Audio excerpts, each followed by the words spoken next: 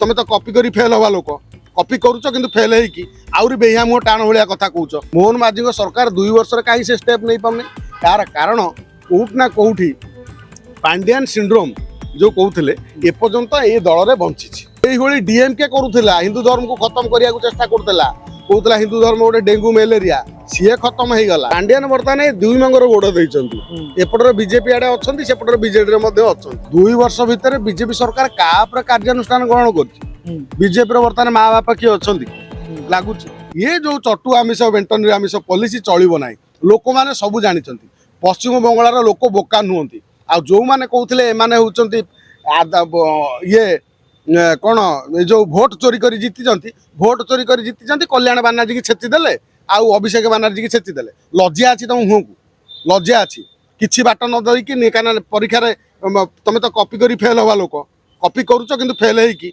आउरी बेहिया मुह टाण भाया कथा कौच तेणु जेतबले गोटे बड़ राष्ट्रीय दल कांग्रेस दल लोकंकर कथा कहब लोकंकर हित कथा कहब खाली नरेंद्र मोदी अदानी अंबानी की विरोध कले भोट मिलबनी जेन्युइन भोट केमिति क्रिएट है से दिगर ध्यान देवा दरकार केवल विरोध विरोध करके आज की तुम 12-13 वर्ष है विरोध अच्छ कौटी ये जो एठी केन्द्र रे राज्य तो नवीन बाबू सरकार थिले तमें तो नथिल तमें ता पूर्व भी नथिल एबे पुणी बीजेपी सरकार आला ये पुणी आउरी 8-10 वर्ष कि जीव तमें कौटी अच्छ निजको आगे आत्मप्रचार कर ना यही भली विरोध रे रही रही रही आइडियोलोजी कही कही तमें एमती तलितलांत हो तेणु दल सबू दल बंचा दरकार जेहेतु कांग्रेस गोटे राष्ट्रीय दल बंची रहा दरकार मात्र तांकर नेता आ नीति ठीक हवा दरकार से ही भली जेतबले 20 दिन सरकार एड़े बड़ बड़ स्टेप नहीं जाऊँगी आम राज्य रे मोहन माझी सरकार 2 वर्ष कहीं से स्टेप नहीं पाने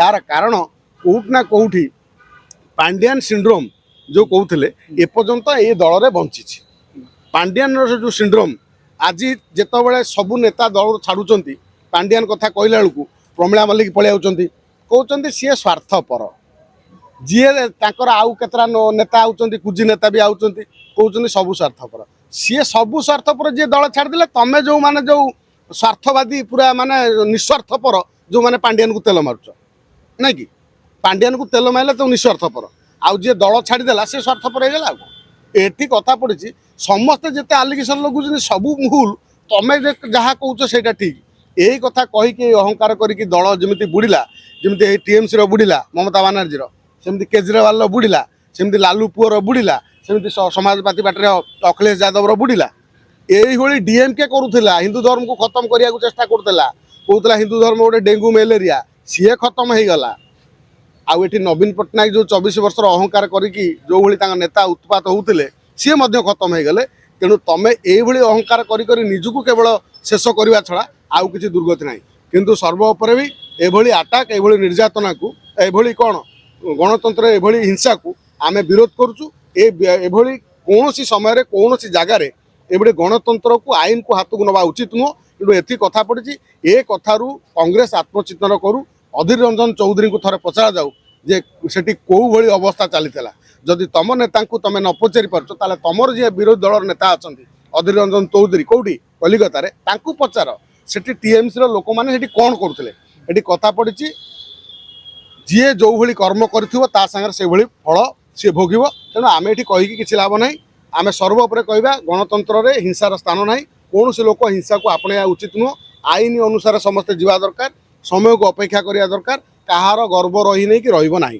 गोटे कथा आपण कहिले जे पांडियान सिंड्रोम राज्य में वर्तमान सुधा काम करुच्ची आपण देखिथिबे गत किछि दिन तले एबे 2-3 दिन तले पांडियान जाइछि जन्मदिन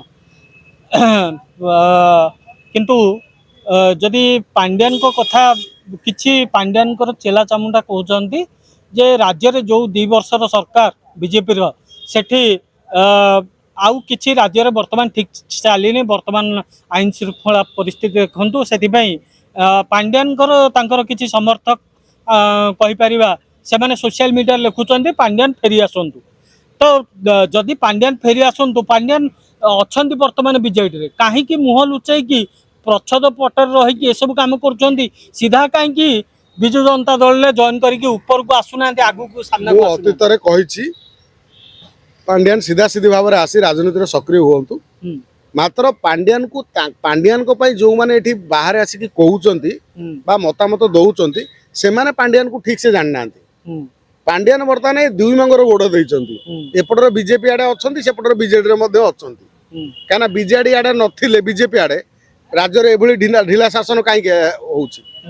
ବିଜେଡିର ଗୋଟିଏ ନେତାଙ୍କୁ କାହିଁକି ବନ୍ଧା ହେଲେନି? ବିଜେଡିରେ ତ ବିଜେପି ସରକାର ଆସିବା ପୂର୍ବରୁ କହୁଥିଲା ଆମେ ଇଏ ମମିତା ମେହର କେସରେ ଆକୁ ବାନ୍ଧିବୁ, ଆଉ ଇଏ ପିୟୁ କେସରେ ତାକୁ ବାନ୍ଧିବୁ, ବ୍ଲାକ ରୋଜ କେସରେ ଆକୁ ବାନ୍ଧିବୁ, ଅନେକ ଲୋକଙ୍କୁ ବାନ୍ଧିବା କଥା କହିଥିଲେ। କାହିଁ ଆସିଲା ପରେ ତ ଗୋଟେ ବାନ୍ଧିଲାନି। ତାର କାରଣ ହେଲା କୋଉଠି ନା କୋଉଠି ଇଏ ଯୋଉ ଦଳ ଭିତରେ ବିଜେପି ଦଳ ଭିତରେ ମଧ୍ୟ ପାଣ୍ଡିଆନ ସିଣ୍ଡ୍ରୋମ ଚାଲିଛି। କିନ୍ତୁ ଏଠି ଯୋଉମାନେ ପାଣ୍ଡିଆନଙ୍କ ବିରୋଧରେ ପାଇଁ ସପୋର୍ଟରେ କହୁଛନ୍ତି କିଛି ମନ ଦୁଃଖ ନାହିଁ। ପାଣ୍ଡିଆନକୁ ଓପନଲି ନେଇ ଆସ, ଓଡ଼ିଆ ଲୋକ କେତେ ସମର୍ଥନ କରିବେ ସେଇଠି ହିସାବ ନିକାଶ ହବ। ସିଧାସିଧି ଭାବେ ଲଢିଲେ ଯେତିକି ଆମେ ଜାଣିବା ଏତିକି ଲୋକ ପାଣ୍ଡିଆନକୁ ସମର୍ଥନରେ ରହିଲେ, ଏତିକି ଲୋକ ବିରୋଧ କଲେ। ପାଣ୍ଡିଆନ ଯେହେତୁ ଜଣେ ଅଣଓଡ଼ିଆ ଲୋକ, ସିଏ ଭଲ ଭାବେ ଜାଣିଛନ୍ତି ମୁଁ ଯଦି ଖୋଲମ ଖୋଲା ସିଧାସିଧି ଭାବେ ଯିବି ମୁଁ ବିରୋଧର ଶିକାର ହେବି। କାରଣ ସେଇ ଲୋକଟି ପାଇଁ ନବୀନ ବାବୁଙ୍କ ସରକାର ଯାଇଛି। ତେଣୁ ସିଏ ଭଲ ଭାବେ ନିଜେ ଜାଣିଛନ୍ତି। କାରଣ ମୋ କଥାର ତାଙ୍କ କଥାରେ କିଛି ପ୍ରଭାବ ନାହିଁ ବୋଲି ସେ ନିଜେ ହିଁ ପ୍ରମାଣ କରିଛନ୍ତି। କାହିଁକିନା ନିର୍ବାଚନ ସମୟରେ ସେ ଯାହା ଯାହା କହିଥିଲେ ତାର ସବୁ ବିପରୀତ ହେଇଛି। ଏଠି କଥା ପଡ଼ିଛି ଯୋଉମାନେ ପାଣ୍ଡିଆନ ଦିନ ରାତି ହଉଛନ୍ତି, ମୁଁ ଭାବୁଛି ବହୁତ ହୁଏ ସେମାନେ ବିଜୁ ଜନତା ଦଳର ବର୍ତ୍ତମାନ ଯୋଉ ସ୍ଥିତିକି ବୁଝି ନାହାନ୍ତି। ଆଉ ଏମାନେ ଯୋଉଭଳି ତୋଷାମଦରେ ଅଛନ୍ତି, ଆଉ ଏ ତୋଷାମଦ ଟିକେ ଅଧିକ ହେଇଯାଉଛି।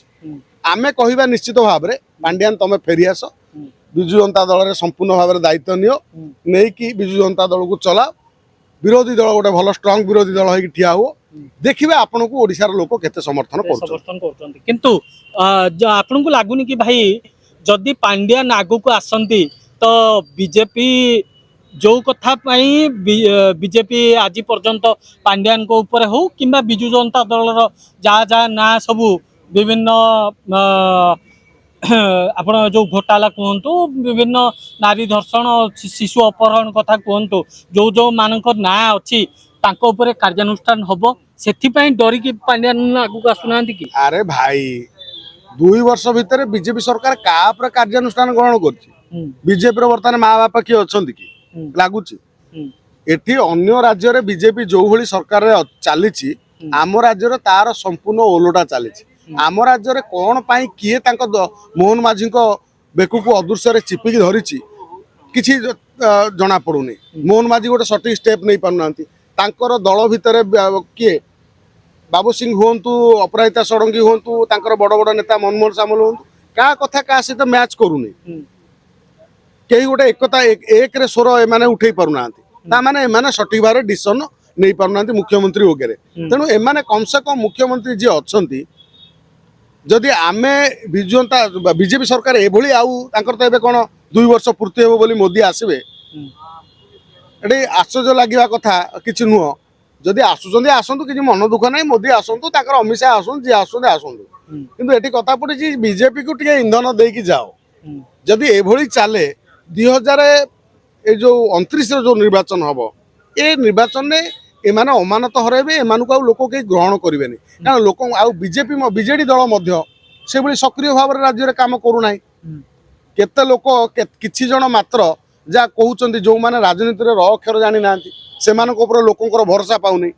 ଲୋକମାନେ କହୁଛନ୍ତି ଯେ ଆମେ ଯଦି ବିଜେଡିର ଏଇଭଳି ନେତା ରହିବେ ଆମେ ଏହାକୁ ସମର୍ଥନ କରିବୁନୁ, କାହିଁକିନା ଯୋଉ ଦଳ ଏବେ କହୁଛନ୍ତି। ତେଣୁ ବର୍ତ୍ତମାନ ସାଧାରଣ ଓଡ଼ିଆ ଲୋକଙ୍କର ବର୍ତ୍ତମାନ ଏକ ପ୍ରକାର ମୁରବୀ ଶୂନ୍ୟ ହେଇଯାଇଛନ୍ତି। ଏକ ପ୍ରକାର ରାଜ୍ୟବାସୀ ଗୋଟେ ମୁରବୀ ଶୂନ୍ୟ ଦିଗରେ ଚାହୁଁଛନ୍ତି। କାହିଁକିନା ଯେହେତୁ ଯୋଉ ନିର୍ବାଚିତ ଭାବରେ ପ୍ରତିନିଧି ବାଛିଛନ୍ତି, ସେ ପ୍ରତିନିଧି ମାନେ ବାସ୍ତବରେ ଭୋଟ ପାଇଲା ପରେ ଲୋକମାନଙ୍କର ପ୍ରତିନିଧି ହବା ପ୍ରତିବଦଳରେ ନିଜର ଫାଇଦା, ନିଜର ଲାଭ, ନିଜର ସୁବିଧା ସୁଯୋଗଟାକୁ ବେଶୀ ସେମାନେ ଖୋଜୁଛନ୍ତି, ଯୋଉଥିରେ ରାଜ୍ୟର ଆଇନ ଶୃଙ୍ଖଳା ପରିସ୍ଥିତି ବିଭିନ୍ନ ସମସ୍ୟା ମାନେ ସମାଧାନ ହେଇପାରୁନି, ଯାହା ବର୍ତ୍ତମାନ ରାଜ୍ୟକୁ ଗୋଟେ ଅଲଗା ଦିଗକୁ ନେଇଯାଉଛି। ହଁ, ଆଉ ଗୋଟେ ଶେଷ ପ୍ରଶ୍ନ ହଉଛି, ଗୋଟେ ଚର୍ଚ୍ଚା ହଉଛି ବର୍ତ୍ତମାନ, ଗୋଟେ ଚର୍ଚ୍ଚା ହଉଛି ଯେ ଓଡ଼ିଶାରେ ମୁଖ୍ୟମନ୍ତ୍ରୀ ମଧ୍ୟ ଆଗାମୀ ଦିନରେ ଆଉ କିଛି ଦିନ ଭିତରେ ଯୋଉ ମନ୍ତ୍ରିମଣ୍ଡଳ ସମ୍ପ୍ରସାରଣ ହବାର ଅଛି, ସେଥିରେ ମୁଖ୍ୟମନ୍ତ୍ରୀ ମଧ୍ୟ ମୋହନ ମାଝୀ ମଧ୍ୟ ବାଦ ପଡ଼ିପାରନ୍ତି। କିନ୍ତୁ ଏଠି ଗୋଟେ କହିବାର କଥା ହଉଛି, ଯଦି ପାଣ୍ଡିଆନଙ୍କ ମୁଣ୍ଡରେ ଅମିତ ଶାହଙ୍କ ହାତ ରହିଛି, ତ ମୁଖ୍ୟମନ୍ତ୍ରୀ ଯଦି ବି ଚେଞ୍ଜ ହେଇଯାଆନ୍ତି ତ ଓଡ଼ିଶାର କିଛି ପ୍ରଭାବ ପଡ଼ିବ? ଆରେ ଭାଇ କ'ଣ ପ୍ରଭାବ ପଡ଼ିବ କ'ଣ ନାହିଁ ଆମେ ଭାଇ କହିପାରିବାନି। ଯେ ପର୍ଯ୍ୟନ୍ତ ଏମାନଙ୍କର ପାଣ୍ଡିଆନ ମାନେ ଏମାନେ ଯେଉଁ ଉପରେ ଉପରେ କଳି ଦଳ ଭିତରେ ଭିତରେ କୋଳାକୋଳି ଆଙ୍କର କେତେଟା ଦିଅଣ୍ଡା ବିଜେଡ଼ିର ନେତା ଉପରେ ଆସିକି ବିଜେପିକି ବିରୋଧ କରିକି ଆଲତୁ ଫାଲତୁ ଗପୁଛନ୍ତି। ମାତ୍ର ତାଙ୍କର ବଡ଼ ବଡ଼ ନେତା ତାଙ୍କର ଯିଏ ସର୍ବୋଚ୍ଚ ନେତା ଯାହା କହୁଛନ୍ତି ନବୀନ ବାବୁ, ତାଙ୍କର ଯିଏ ପାଣ୍ଡିଆନ, ତାଙ୍କର ଯିଏ ମୁଖିଆ, ସବୁ ବିଜେପି ସାଙ୍ଗରେ ଅଛନ୍ତି। ତେଣୁ ଏ ରାଜ୍ୟର ସେଭଳି କିଛି କାମ ହେଲା ଭଳିଆ ଲାଗୁନି। ଯେ ପର୍ଯ୍ୟନ୍ତ ଏମାନଙ୍କୁ ପାଣ୍ଡିଆନ ସିଣ୍ଡ୍ରୋମଟି ବିଜେପିର ନିଶା ପାଣ୍ଡିଆନ ପ୍ରତି ନ ଛାଡ଼ିଛି ସେ ପର୍ଯ୍ୟନ୍ତ ଏମାନେ এইଭଳି ଶାସନ କରିବେ। ଆଉ এইଭଳି ବିରୋଧୀ ଲୋକ ଏପଟରେ ତାଙ୍କ ଦଳର ଭିତରେ ପଶି ଯାଇଥିବେ, ସେପଟର କିଛି କରେଇଦେବେନି, ଏପଟର କିଛି ଲୋକକୁ ଲଗେଇ ଦେଇଥିବେ, ହଁ ଖେଞ୍ଚା ଦେଉଥିବେ। ଏମିତି ଜଳେଇ ଜଳେଇ ବିଜେପି ବାଲାଙ୍କୁ ଶେଷ କରିଦେବେ ମୋତେ ଲାଗୁଛି। ତେଣୁ ଯଦି ମୋଦି ଆଉଛନ୍ତି କମ୍ ସେ କମ୍ ଗୋଟେ ଷ୍ଟ୍ରିକ୍ଟ କରିକି ଗୋଟେ ଭଲ ସରକାର ଚଲେଇ ଦିଆନ୍ତୁ। ଯେମିତି ଶୁଭେନ୍ଦୁ ଅଧିକାରୀ 20 ଦିନର ସିଏମ୍, ବର୍ତ୍ତମାନ ଆଦିତ୍ୟନାଥ ଯୋଗୀ, ହେମନ୍ତ ବିଶ୍ୱ ଶର୍ମା ଭଳିଆ ଗୋଟେ ଉଭରତା ହୁଆ ସିତାରା ଭାରତବର୍ଷର ଗୋଟେ ବଡ଼ ରାଜନୀତି ମାନେ ରାଜନେତା ଭାବରେ ଯେମିତି ନିଜକୁ ପରିଚୟ କରିଛନ୍ତି, ଆମ ମୋହନ ମାଝୀ କେଉଁ ଇଏ ଭାବରେ ସେ ନିଜକୁ ପରିଚୟ କରିପାରିଲେନି। ତେଣୁ ମୋଦି ଆସି କମ୍ ସେ କମ୍ ଆଙ୍କୁ ଇଞ୍ଜେକ୍ସନ୍ କିଛି ଭିଟାମିନ୍ ଇଞ୍ଜେକ୍ସନ୍ ଦେଇକି ଯାଆନ୍ତୁ। ଭୁବନେଶ୍ୱରରୁ ନୀଳକଣ୍ଠ ନାଥ, ନ୍ୟୁଜ୍ 88 ଓଡ଼ିଶା।